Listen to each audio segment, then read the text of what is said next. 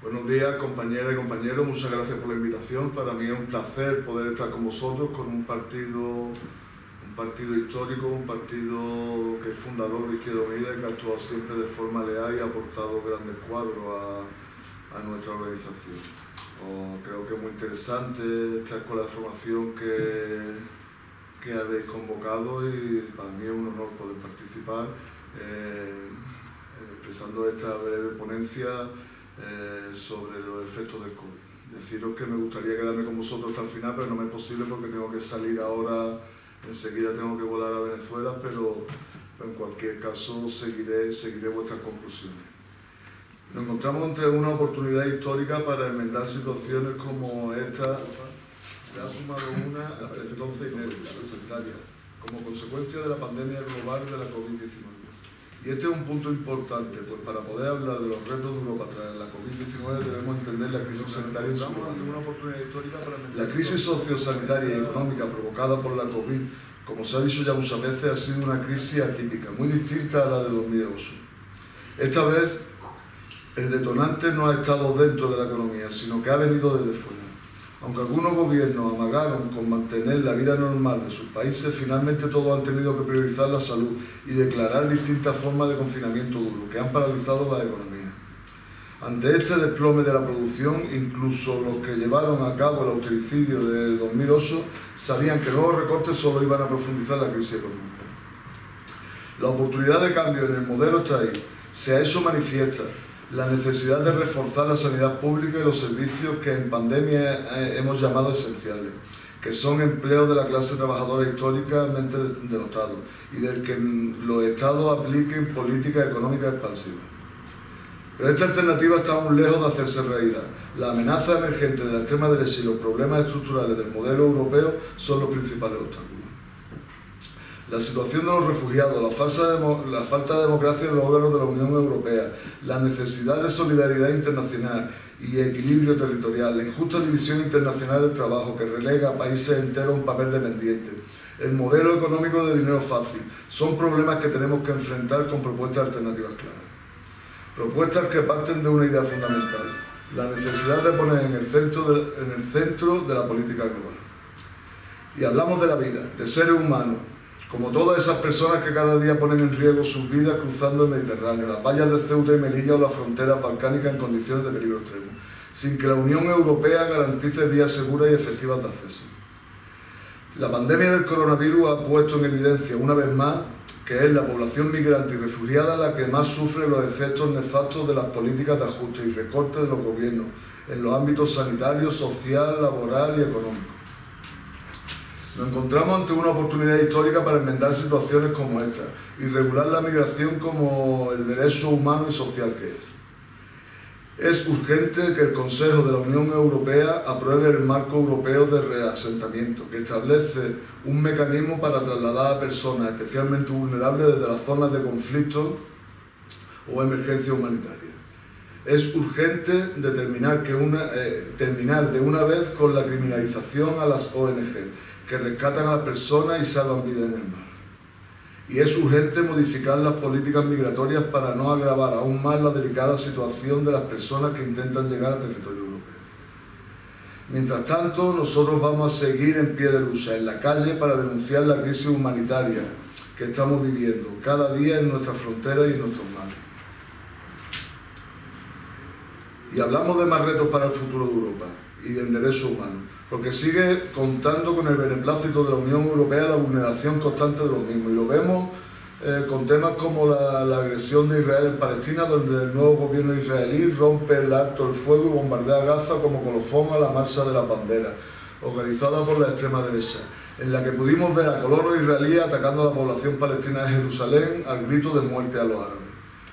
El golpismo en América Latina, como la actuación del gobierno uribista en Colombia, matando los acuerdos de paz y a cuantos manifestantes del paro nacional les sea posible. O Arabia Saudí en Yemen o Marruecos en el Sáhara, donde exigimos que se movilicen recursos para que Ceuta, Melilla, Canarias y Algeciras no soporten en solitario los efectos de la extorsión marroquí. Mientras, siguen intentando atacar y desprestigiar el ejemplo de Cuba, que no solo garantiza el cumplimiento de los derechos humanos para su propio pueblo, sino que sigue siendo punta de lanza de la solidaridad internacional, como demostró ante todo el mundo con el envío de las brigadas médicas a países como Italia, miembros de la Unión Europea. ¿Cómo es posible que un país asediado por un bloqueo económico y criminal desde hace más de 60 años tuviera que enviar ayuda a una de las potencias económicas más fuertes del mundo? Hoy más que nunca debemos seguir luchando y poniendo sobre la mesa todos los organismos internacionales la necesidad de reconocimiento político y social que Cuba merece y romper definitivamente el bloqueo al que lleva sometido décadas. Igual que debemos seguir denunciando la voluntad de la Unión Europea de dinamitar los espacios de acuerdo y cooperación internacional. Bueno, no de la Unión Europea, de determinados sectores del Parlamento Europeo. Uno de los retos fundamentales que estamos viviendo en todo el mundo es el derecho a la salud. Este reto se ha puesto de relieve después de que la administración estadounidense anunciara a principios de mayo que apoyaba la suspensión de los derechos de propiedad intelectual de las vacunas y productos médicos contra la COVID-19. La propuesta fue presentada en octubre por la India y por Sudáfrica ante la Organización Mundial de Comercio y han sido apoyadas por más de 100 países. Fuimos pocas las voces que en el Parlamento Europeo pedimos la suspensión de los derechos de propiedad intelectual de las vacunas COVID-19, cuando éstas se encontraban en la fase inicial de desarrollo. Era necesario actuar de forma preventiva por diferentes razones, humanitarias, sanitarias y económicas. La suspensión de las patentes permite a la industria farmacéutica destinar parte de su aparato a la fabricación de estas vacunas, lo que aceleraría las campañas de vacunación. Por lo tanto, la suspensión de las patentes es un poderoso salvavidas. El riesgo de que el virus COVID-19 mute es proporcional al número de personas susceptibles de ser infectadas. Hasta que no se haya vacunado a toda la población mundial, el virus puede seguir mutando. Es evidente que la seguridad de una sola parte del planeta frente al virus es imposible. O nos salvamos todos o no se salva nadie. Nada explica por qué la Unión Europea no ha tomado todavía la decisión que tomó Estados Unidos bajo la administración Biden, porque ninguno de los argumentos se sostiene. La razón estriba más bien en la eficacia del lobby de las grandes empresas farmacéuticas, la Big Pharma, sobre la Comisión Europea. La decisión es muy sencilla, a nuestro modo de entender la política.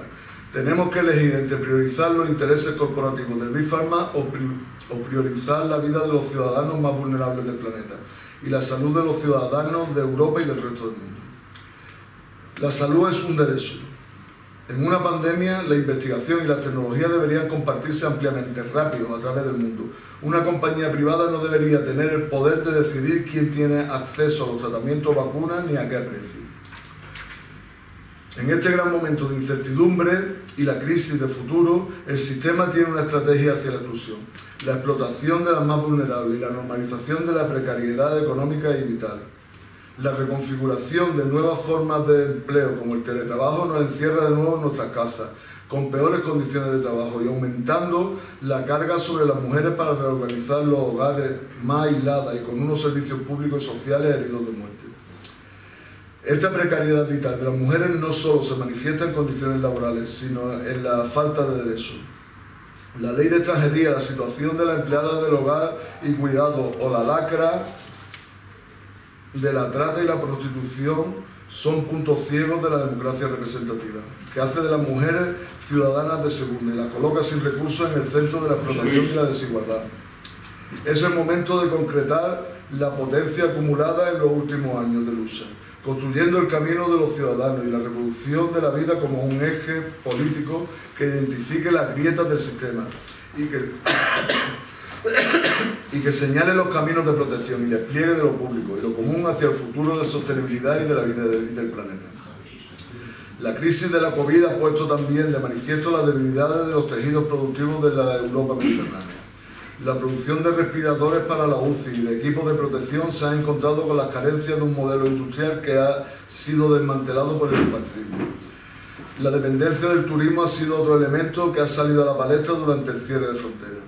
Necesitamos que se asuma como parte de los gobiernos, por parte de los gobiernos, que la industria no solo es fuente necesaria de empleo, sino una parte fundamental de la soberanía de los países. Reclamamos una reactivación del tejido industrial mediante la transición a una potente industria verde y de alto valor añadido. La Unión Europea mantiene y asienta la asimetría interna entre el centro económico y la periferia, y un modelo neoliberal profundamente injusto para las clases populares y el planeta. La crisis del coronavirus y sus consecuencias económicas y sociales han sido la puntilla para un modelo agotado, pero que se resiste violentamente ante posibles alternativas. Nuestra prioridad es tejer alianzas y conseguir una relación de fuerzas que nos permita, en el ámbito europeo, construir un modelo compartido entre los pueblos de Europa y avanzar en los cambios que benefician a las clases populares, como la exigencia de una política fiscal de redistribución de rentas en la Unión Europea o una política migratoria respetuosa con los derechos humanos de la migración y con la corresponsabilidad de todos los Estados en la gestión de un fenómeno provocado por un modelo de desarrollo dominante, el capitalista, que provoca guerras, conflictos por recursos naturales, cambio climático acentuado en el sur, etc. En la actual coyuntura podemos afirmar que si de algo ha servido esta crisis ha sido para que la presidenta de la Comisión Europea, Ursula von der Leyen, declarase solemnemente que ponía fin al pacto de estabilidad que tanto daño y sufrimiento ha insuflado en las clases populares europeas. Esto supone que los Estados miembros que lo necesiten pueden superar el déficit del 3% y así elevar el gasto público para combatir los efectos de la crisis del coronavirus. El reto ahora es su supresión definitiva y la consecución de políticas audaces de inversión pública y redistribución de la riqueza para el escenario de la reconstrucción. Pero no debe quedarse ahí. Exigimos que el Banco Central Europeo deje de escudarse en una falsa independencia para ponerse al servicio de la ciudadanía. Los Estados lastrados por el desempleo deberían tener acceso directo a una financiación europea incondicional, suficiente y directa, sin innecesarios intermediarios financieros. Asimismo, se debe promover que el destino de estos fondos financie una transición ecosocial cuyos ejes sean el trabajo digno, el bienestar social, la sostenibilidad y los cuidados. Tenemos la responsabilidad de buscar nuevas alianzas entre los pueblos europeos, mediterráneos y latinoamericanos, basados en la cooperación y el multilateralismo y el respeto, además de generar referencialidad entre las diferentes organizaciones de la izquierda europea en torno a nuestra propuesta, a nuestra propia experiencia de unidad y nuestra posición en el gobierno, poniendo en valor la posibilidad de hacer las cosas de otra manera, reforzando los vínculos con otras organizaciones de la izquierda europea. Esto es imprescindible para dar forma a nuestro proyecto alternativo a la Unión Europea y acumular fuerza en toda Europa de cara a los retos en un mundo post-COVID. Muchas gracias. Muchas gracias.